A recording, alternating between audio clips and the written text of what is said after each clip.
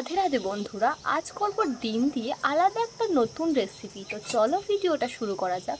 প্রথমে আমি কয়েকটি পেঁয়াজ ভালো করে ছাড়িয়ে ধুয়ে ছোট ছোট করে কেটে শিলে বেটে নিয়েছি।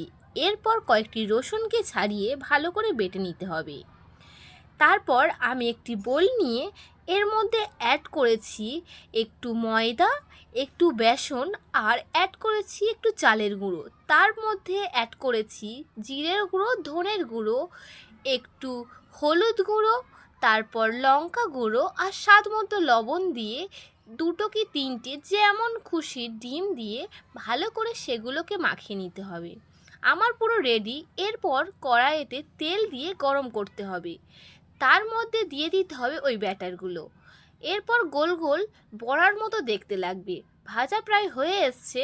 এরপর কড়াইতে আবার তেল দিয়ে অ্যাড করেছি পেঁয়াজ বাটা ও রসুন বাটা, তারপর অ্যাড করেছি লঙ্কার গুঁড়ো, হলুদ গুঁড়ো আর স্বাদ মতো লবণ। আমি আগে থেকে আলুগুলো সেদ্ধ করে রেখেছিলাম, এগুলো দিয়ে ভালো করে কষিয়ে জল ঢেলে দিয়ে দেবো এর মধ্যে ওই বড়াগুলো।